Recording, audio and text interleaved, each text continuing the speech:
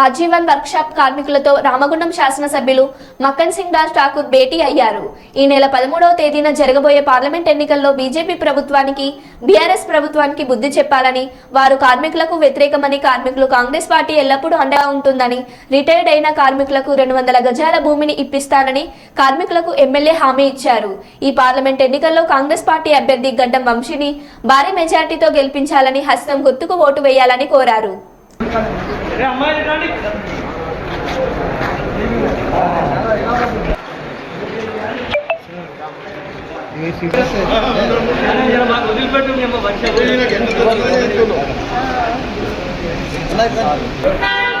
రవి గారు సార్ పడే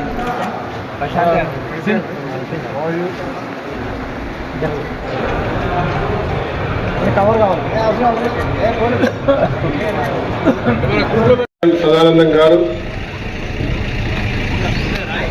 స్థానిక వర్క్షాప్ సంబంధించినటువంటి ఐఎన్టీసీ నాయకులు, సింగరేణి కార్మిక బంధువులందరికీ కూడా చేతులు జోడించి తల వంచి మీ కుటుంబ సభ్యులు, నేను కాదు మీరందరూ ఎమ్మెల్యేలు కాబట్టి మీ అందరికీ శుభాకాంక్షలు తెలుపుతున్నాను.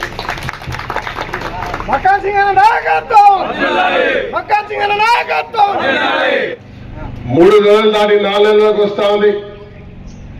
ఎన్నికలైన 2 రోజులు అందరినీ కలవడం, ప్రభుత్వ ఏర్పాటుకి సమయం, తర్వాత 15 రోజుల అసెంబ్లీ, ఆ తర్వాత దొరికిన సమయంలో 20 గంటలు పనిచేస్తూ ఈ రాష్ట్రాన్ని అప్పల కుప్ప చేసిపోయిన గత ప్రభుత్వ పరిపాలనకు ధీటుగా మరి రామగుండంలో ఆ రోజు ఒక కార్మికుడిగా అసెంబ్లీగా పోయినప్పుడు, మీ ప్రతిరూపంలో పోయినప్పుడు ఈ ప్రాంతానికి సంబంధించిన అన్ని సమస్యలు ప్రభుత్వానికి తెలిసేలా, దేశానికి తెలిసేలా కార్యక్రమాన్ని చేపట్టిన, ప్రభుత్వానికి దగ్గరగా పోగలిగిన అని చెప్పి గర్వంగా చెప్తా ఉన్నా.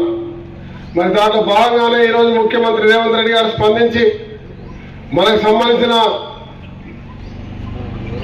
Power minister, Singareni minister, finance minister ఉన్న బట్టి విక్రమార్క గారు, శ్రీధర్ బాబు గారి సహకారంతో దాదాపు 250 కోట్ల నిధులు తీసుకురాగలిగినాం.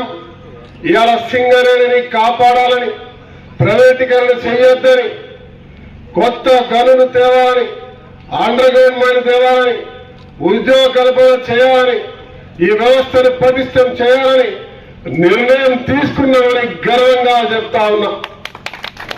రామగుండంలో 1:800, ఏటీపీసీలో 3:800, రాష్ట్రంలో ఇంకా అనేకమైన మైన్స్ తీసుకొచ్చే కార్యక్రమానికి శ్రీకారం చుట్టింది ప్రభుత్వం. ఖచ్చితంగా చేసి తీరుతాం. సొంతింటి కళ నేను మాటిస్తున్నా మీ బిడ్డగా. రాష్ట్ర వ్యాప్తంగా మా మంత్రి గారు శ్రీధర్ బాబు గారు చెప్పారు, రాష్ట్ర వ్యాప్తంగా చేస్తాం. మొదటగా మా తమ్ముడు రాజ్ ఠాకూర్ రామగుండంలో చేయాలనుకుంటున్నాం. ఈ సంవత్సరం రిటైర్ అయ్యే 250 మందికి మనిషికి 200 గజాల చొప్పున నేను స్వయంగా భూమిని ఇప్పించే కార్యక్రమం చేస్తా అని చెప్పి నేను మాటిస్తున్నా.